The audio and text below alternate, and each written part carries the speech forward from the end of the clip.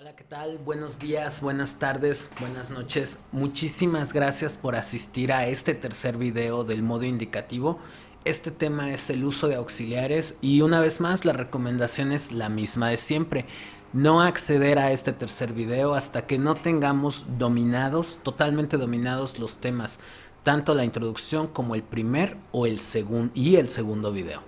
Entonces, bueno, sin más, vamos a comenzar con este tema. Este tema es muy sencillo, como te puedes dar también cuenta en la duración del video es mucho más corto, ¿sí? Es un tema bien lógico y es un tema, pues eso no le quita importancia, aún así es uno de los más importantes. Lo primero que tenemos que hacer es ver de qué vamos a hablar hoy y cómo se va a interactuar en lo que ya hemos venido estudiando. Entonces, si se fijan en el primer video vimos los sustantivos y por lo tanto los pronombres personales. En el segundo video hablamos de verbos, de qué son y cómo interactúan en nuestra fórmula. Y en este tercer video vamos a hablar del último elemento de nuestras fórmulas, que son los auxiliares. Una vez más vamos a ver qué son y cómo interactúan y cómo los vamos a utilizar. Los auxiliares pueden ser un poquito, y no mucho, un poquito difíciles en español, porque no los tenemos. Pueden ser difíciles de entender para nosotros que hablamos español, porque en nuestra lengua no existen.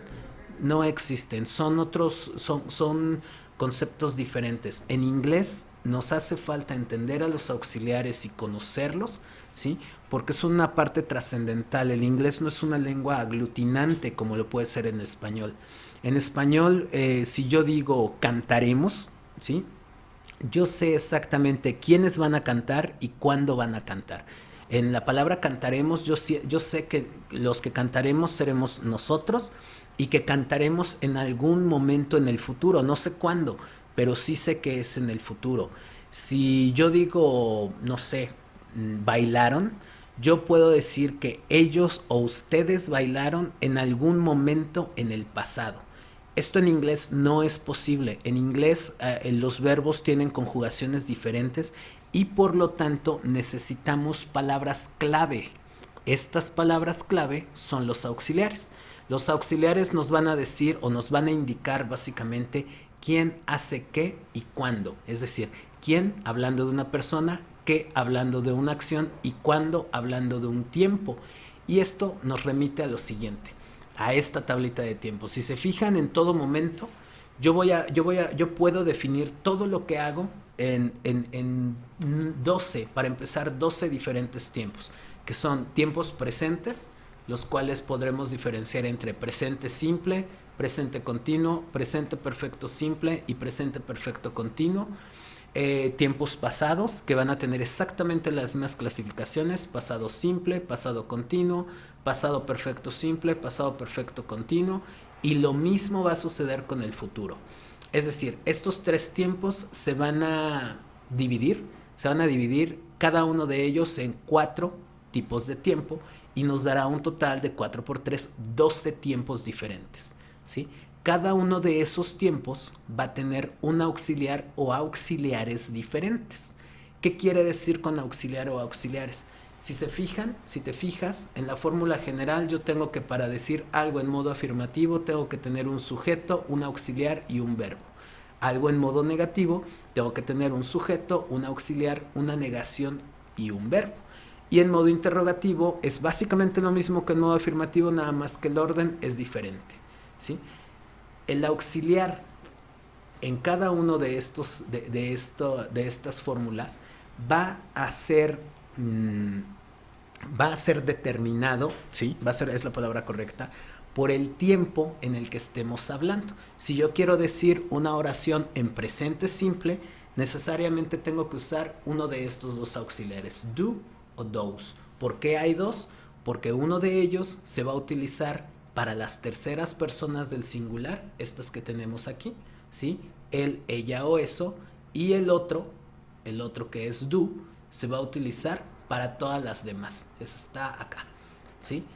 Para hablar del presente continuo, por así decirlo, que ese lo podemos encontrar aquí, para ese tiempo vamos a tener 3 auxiliares diferentes. Uno que es is para las terceras personas del singular, uno que es una excepción, que es am para la primera persona del singular, y el auxiliar are, que es para todas las demás, ¿sí? Vamos a encontrar un caso parecido con los tiempos perfectivos, en este caso el presente perfecto simple y el presente perfecto continuo. Ambos vamos a empezar con el simple porque es donde podemos ver la diferencia de forma más evidente, ¿sí? El presente perfecto simple va a tener un auxiliar una vez más para las terceras personas del singular y un auxiliar para todas las demás. Es decir, sin importar qué tiempo yo quiera formar, todos los tiempos van a ser regidos con estas fórmulas, con estas fórmulas.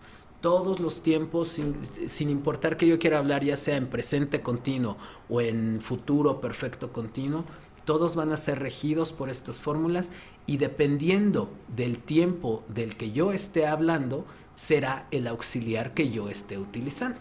Por lo tanto, si yo quisiera hablar de un tiempo futuro continuo, el futuro está aquí y los continuos acá, necesariamente tendría que hablar del auxiliar will be. Si yo quiero hablar de un pasado continuo, ¿sí? donde tenemos este cruce, es decir, aquí en el espectro verde con la línea morada, necesariamente tendré que hablar de un auxiliar was o de un auxiliar were, dependiendo si estoy hablando de primera o terceras personas del singular como el primer caso o de todas las demás. Es decir, cada uno de los auxiliares o lo que debes aprender de forma práctica en esta lección es relacionar cada tiempo y cada tipo de tiempo con cada uno de los auxiliares que le correspondan a este. Vamos a hacer algunas preguntas de teoría solamente para ver qué vamos a hacer en esta lección. Y aquí tenemos qué tipo de auxiliar se utiliza en el futuro perfecto simple. Sí, aquí tenemos un auxiliar compuesto y un auxiliar simple. Qué bueno que hablamos de eso porque se me estaba olvidando. Lo determinaremos de una vez. Aquí tenemos. Fíjense, si tenemos los auxiliares simples y los auxiliares compuestos van a ser diferenciados de forma bien sencilla. Los simples, si se fijan, todos los auxiliares de los tiempos simples tienen una sola palabra, do o those para el caso del presente, did para el caso del pasado o will para el caso del futuro. Si hablamos de los continuos, todos excepto uno están constituidos por una sola palabra, que es el caso de los presentes continuos y de los pasados continuos. Para el primero tenemos am, is o are y para el segundo was y were. Sin embargo, para el tercero tenemos will be. Para este caso, aquí podemos decir que estamos hablando de un auxiliar compuesto porque está, como su mismo nombre lo indica, compuesto por dos o más palabras. Podemos llegar a tener auxiliares hasta de 4 palabras, ¿sí? Por lo tanto, la respuesta correcta que aquí o lo que aquí nos están preguntando, que qué tipo de auxiliar se utiliza para el futuro perfecto simple, en este caso tenemos los perfectos simples y el futuro perfecto simple, la respuesta correcta es un auxiliar compuesto, ¿sí? ¿Cuántos auxiliares hay para el pasado perfecto continuo y cuáles son?